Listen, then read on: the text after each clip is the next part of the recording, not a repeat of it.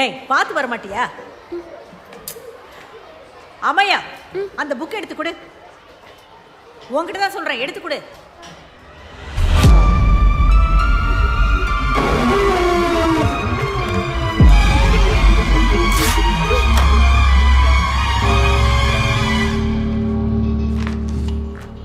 இந்த புக்கு இனி எங்கிட்டே இருக்கட்டும். ஸ்ட்ரிக்டான ஆக்ஷன் எடுக்கணும் ஃபாதர். இந்த மாதிரி இவன் நிறைய வாட்டி பண்ணியிருக்கா. நம்ம ஆர்ஃபனேஜோட குழந்தை தானே ஃபாதர். ஆர்ஃபன் இந்த பொண்ணு அதை ஒரு அட்வான்டேஜா பாக்குறா. அனுதாபத்தை யூட்டிலைஸ் பண்ணிக்கிறா. சார் ப்ளீஸ், நானும் ஒரு ஆர்ஃபன் தான். சும்மா ஆர்ஃபன் சொல்றது அவ்வளவு நல்லா இல்ல சார். நீங்க அதெல்லாம் பேசாதீங்க டீச்சர். இந்த பொண்ணு அடிக்கடி வெளியில போறா. ஏதாவது ஒண்ணு ஆயிடுச்சுன்னா நான் மட்டும் இல்ல, எல்லாருமே நின்னு பதில் சொல்லி தானே ஆகணும். ஃபாதர், இந்த ஒரு தடவை, இதுக்கப்புறம் இந்த மாதிரி நடக்கவே நடக்காது. நான் உங்களுக்கு ப்ராமிஸ் பண்றேன். ஒவ்வொரு தடவையும் வக்காலத்து வாங்க நீங்க இங்க இருக்கிறதுனால தான் இவ இங்க இன்னும் படிச்சுக்கிட்டு இருக்கா. இவ அப்பா அம்மாவோட அன்பு பாசம் இல்லாம வளர்ந்த குழந்தை தானே ஃபாதர். அதுக்காகவாவது கொஞ்சம் கன்சிடர் பண்ணலாம்ல. அந்த மாதிரி நிறைய குழந்தைங்க இருக்காங்க நம்ம ஸ்கூல்ல. அவங்க எல்லாரும் ஒன்றும் இந்த மாதிரி இல்லையே. இது உருப்படாதுன்னு சொல்லி வெளியே அனுப்புறது ரொம்ப ஈஸி தான், அதுவும் இந்த வயசுல. நம்மளாம் டீச்சர்ஸ், நாம தானே அட்வைஸ் பண்ணணும். It's worth give it a try. அவ்வளவு நம்பிக்கை இருந்தா நீங்களே ட்ரை பண்ணுங்க. சரி, நான் ட்ரை பண்றேன். இது சேலஞ்சுக்காக இல்ல, நான் அவளுக்கு டீச்சருங்கிற முறையில இது என்னோட கடமை. சிஸ்டர், இனி அம்மையோட ரெஸ்பான்சிபிலிட்டி ஜெஸ்ஸி டீச்சரோடது. ஆனா நீங்க ஒரு விஷயத்தை ஞாபகம் வச்சுக்கணும், இது அவளுக்கு last chance. Okay father, thank you.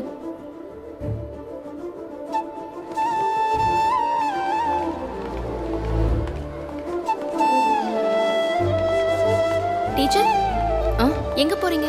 இன்னைக்கு தானே நம்ம பசங்க பார்ட்டிசிபேட் பண்ற master mind quiz program final இருக்கா? அதுக்கு கூட்டமா உட்காந்து கைத்தட்ட கொஞ்சம் பசங்களை கேட்டாங்க. அதுக்கு தான் கூட்டிட்டு போயிட்டு இருக்கேன். அம்மையா, நீ கூட போ. கோ. வா போலாம்.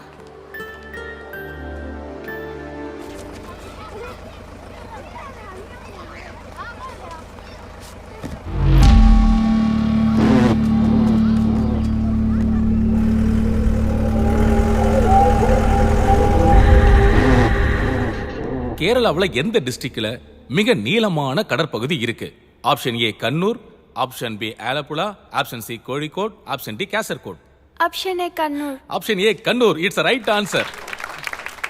ஓகே அமல், இப்போ அந்த குழந்தைங்க கிளாப் பண்றது ஒரு ஷாட் எடுத்துக்கோ.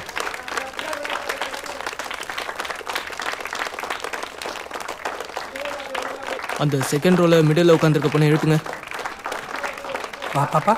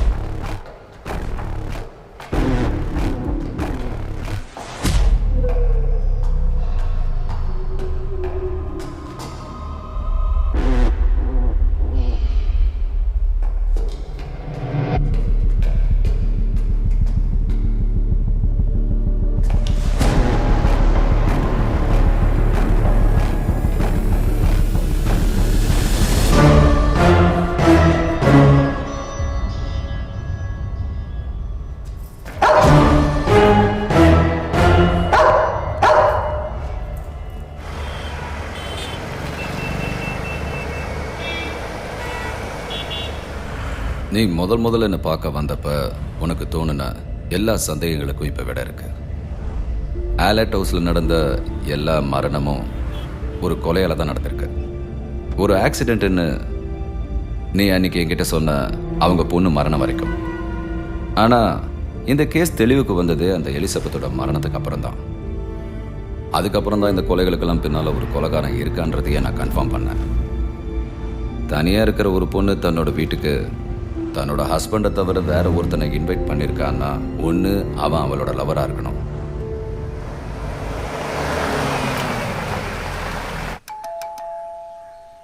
இல்லை ஒரு டாக்டராக இருக்கணும்.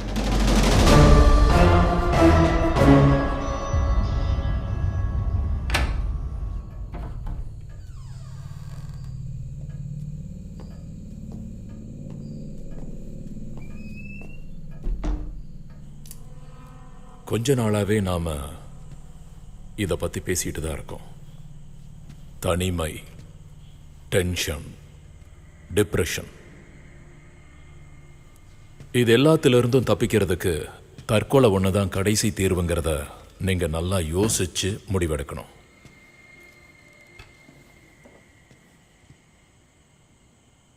இப்போ நீங்க எடுத்துட்டு இருக்கீங்களே இந்த மெடிசன், உங்களுக்குள்ள நீங்க அனுபவிச்சுட்டு இருக்கிற வேதனையை என்னைக்கும் தடுக்காது. ஜஸ்ட் ஒரு டெம்பரரி ரிலீஃப் கொடுக்கும், அவ்வளோதான். ஆனால் நீங்கள் இப்போ இந்த மெடிசனை மட்டும்தான் டிபெண்ட் பண்ணியிருக்கீங்க. என்ன கேட்டிங்கன்னா தற்கொலை பண்ணிக்கிறது தான் நல்ல முடிவு.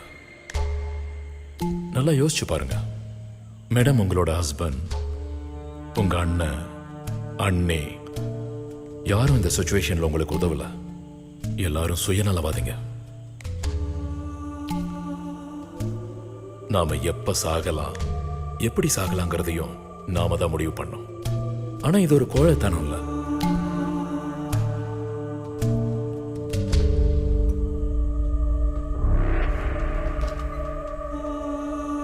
சஞ்சய், நீங்க மெடிக்கல் ரிப்போர்ட்ல மென்ஷன் பண்ணாத ஃபேலிப் 6ன்ற ஒரு டேப்லெட்டை எலிசபெத் சாப்பிட்டாங்கல்ல.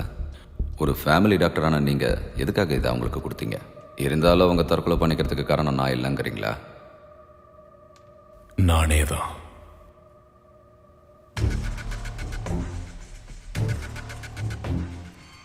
இதெல்லாம் ஒரு தற்காப்புக்காக வாங்கி வச்சிருக்கீங்கல்ல?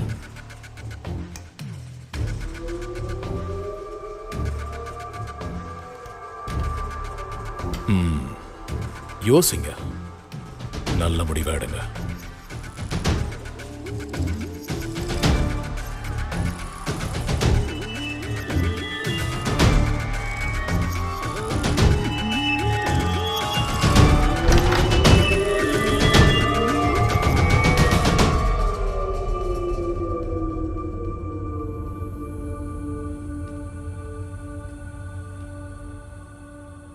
இதுதானே சஞ்சய் அந்த ஃபேமிலியில் இருக்கிற மற்றவங்களுக்கும் செஞ்சது?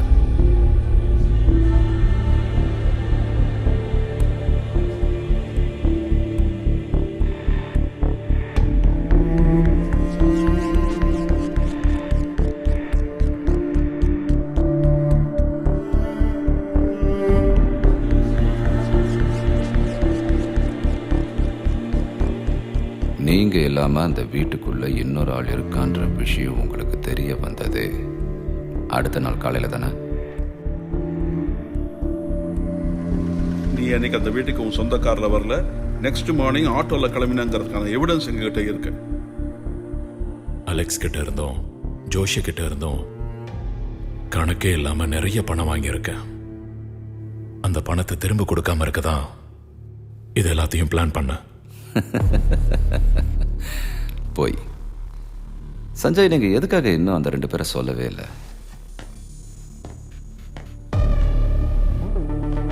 அவங்க வெளியில இருந்தா உங்களை காப்பாத்துவாங்கன்னு நம்பிக்கை.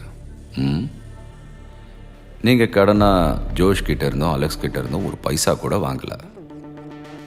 உங்களுக்கும் உங்க ஃப்ரெண்ட்ஸுக்கும் தேவைப்பட்டது அந்த குடும்பத்தோட மொத்த சொத்து தான், இல்லை?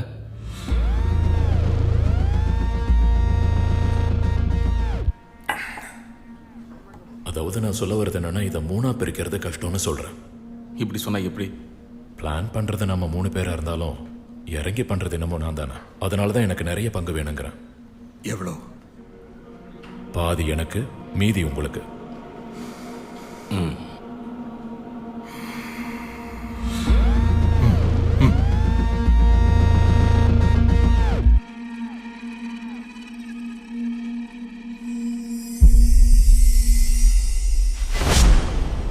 கம்.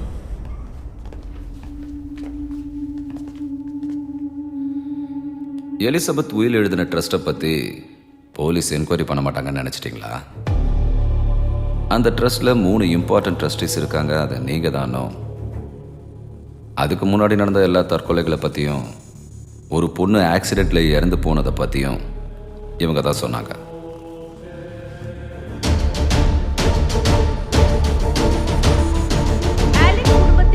கொலை சம்பவத்தில் 4 பேர் கைதாகியுள்ளனர். இந்த மரணங்களுக்கு காரணம் ஜெஸ்ஸி டீச்சர், எல்லோராலும் நம்பப்பட்டது. கொஞ்சம் இங்க வாங்களேன். போலீசின் தீவிரமான உங்களுக்கு ஒரு மிராக்கல் காட்டுறேன். காரணங்கள் இப்போது வெளிவந்துள்ளது. இத பாருங்க. டாக்டர் சஞ்சய், அட்வொகேட் சதாசிவம், மேலும் அவரது உறவினர்களில் 2 இதில் சம்பந்தப்பட்டுள்ளதாக தெரிய வந்துள்ளது. போலீஸ் சிஎம் எனக்கு கால் பண்ணி பேசினாரு. சீக்கிரத்தில் எனக்கு ஒரு ஹை ப்ரொஃபைல் கேஸோட ஃபைலை கொடுப்பாருன்ற நம்பிக்கை இருக்கு. இந்த கேஸை சால்வ் பண்ணது உங்க மூலன்னு அவங்களுக்கு தெரியாதுல்ல. ஆமா ஃபாதர், நான் பார்ட்டிலேயே கவனிச்சேன். நீங்க ஏன் இவ்வளவு அப்செட்டா இருக்கீங்க? அந்த பொண்ணு அம்மையா என் கண்ணு முன்னாடியே நின்றுட்டு இருக்கா. I think she is carrying a burden. ஆனால் அந்த சும்மா அவளோடது இல்லை. விட்டு தள்ளுங்க, நம்ம கேஸ் சால்வ் ஆயிடுச்சுல. இல்லை சேகர், இப்போ நம்ம கேஸ் மட்டும்தான் சால்வ் ஆயிருக்கு. ஆனால் உண்மையான கேஸ் இனிமே தான் ஆரம்பம்.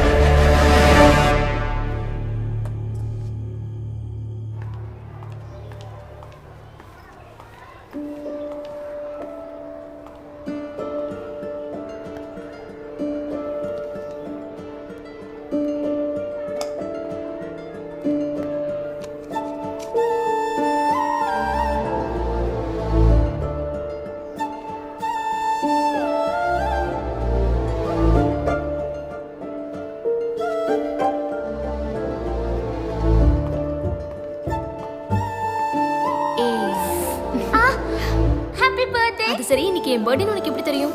ஏய் அம்மையா,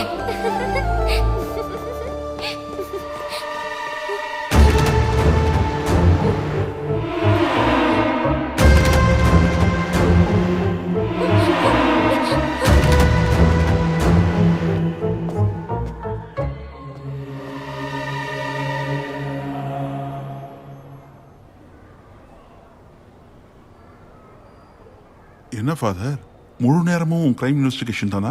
ஊழியத்தை விட்டுட்டீங்களா? இதுவும் ஒரு விதத்தில் ஊழியம் தானே ஃபாதர். அந்த பொண்ணு வித்தியாசமா இருப்பாளே, எப்போ எப்படி ரியாக்ட் பண்ணுவான்னு தெரியாது. Handle with care. சரிங்க ஃபாதர். சரி, கூப்பிடுறேன். வேண்டாம், நானே போய் பார்த்துக்கிறேன்.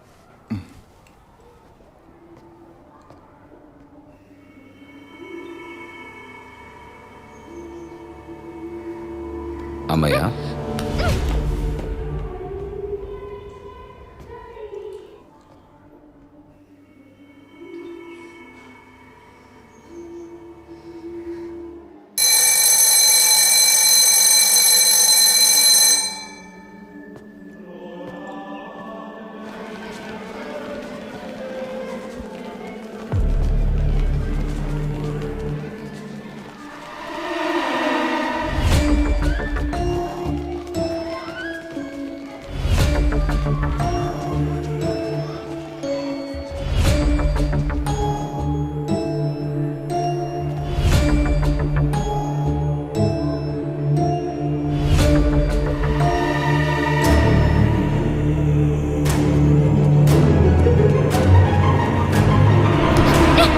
என்னாச்சு அம்மையா? யார் நீங்க? எதுக்கு இவ்வளவு ஃபாலோ பண்றீங்க? நான் ஃபாதர் பெனடிக்ட். இந்த பொண்ணுக்கிட்ட நான் சில விஷயங்கள் தெரிஞ்சுக்கணும், தனிப்பட்ட முறையில். ஓஹோ, பிரின்சிபல் கிட்ட இருந்து பெர்மிஷன் வாங்கிட்டீங்களா? ஏற்கனவே அவர்கிட்ட வாங்கிட்டேன். இந்த பொண்ணு மட்டும் சம்மதிச்சா போதும். ஃபாதர் உன்கிட்ட ஏதோ கேட்கணுமா? பயப்படாத, சரியா?